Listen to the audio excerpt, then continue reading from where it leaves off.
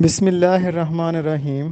دی smart education academy post number 2، Urdu education general knowledge.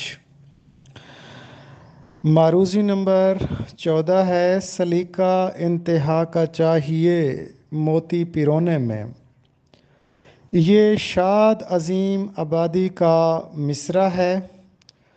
پورا شعر یوں ہے، در مضموں کوئی یوں گوند لے اے شاد مشکل ہے، سلیقہ انتہا کا چاہیے موتی پیرونے میں۔ معروضی نمبر 15 ہے، اللہ کرے مرحلہ شوق نہ ہو طے۔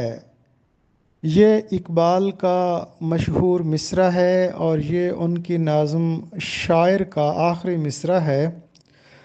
پورا شعر یوں ہے، ہر لحظہ نیا طور نئی برق تجلی، اللہ کرے مرحلہ شوق نہ ہو طے۔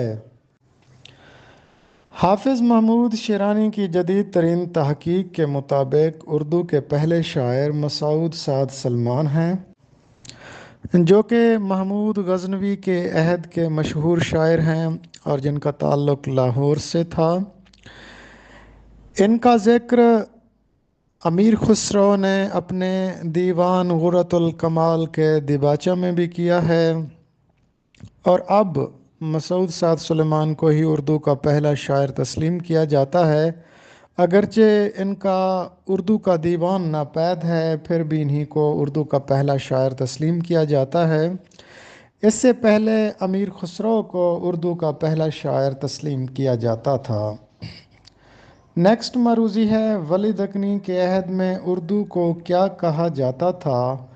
اردو کے مختلف نام ہیں، ابتدا میں اسے ہندی، ہندوی اور پھر بعد میں ریختہ کہا جانے لگا۔ ولی دکنی کے عہد میں اردو کو ریختہ کہا جاتا تھا، اور ولی دکنی کے عہد میں ریختہ گوئی کے جو مشاعرے ہوتے تھے ان کو مرختہ کہا جاتا تھا۔ معروضی نمبر 18 ہے، شیخ ظہور الدین حاتم کے دیوان کا کیا نام ہے؟ حاتم ایک ایہام گو شاعر تھے، پھر آخر میں انہوں نے اپنے کلام میں سے ایہام کے اشعار کو ختم کیا تھا، اور پھر بعد میں ان کا ایک دیوان مرتب ہوا تھا جس کا نام انہوں نے دیوان زادہ رکھا۔ ایجوکیشن لاطینی لفظ ایجوکیرے سے نکلا ہے، اور ایجوکیرا کا مطلب ہوتا ہے ٹو لیڈ۔ علم، مہارت، رویوں اور اخلاقیات کے حصول کا نام ایجوکیشن ہے۔ اسکول آف پبلک پالیسی یہ لاہور میں ہے۔ کوہ قراقرم کا سب سے بڑا گلیشیئر سیاچن گلیشیئر ہے۔ پاکستان اور چین کو ملانے والے درے کا نام ہے دریائے خنجراب۔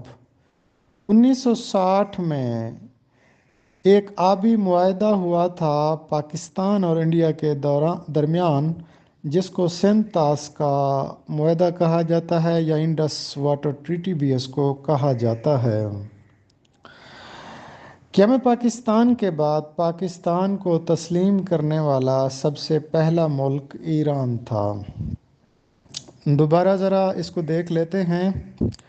سلیقہ انتہا کا چاہیے موتی پیرونے میں، شاد عظیم آبادی کا مصرع ہے۔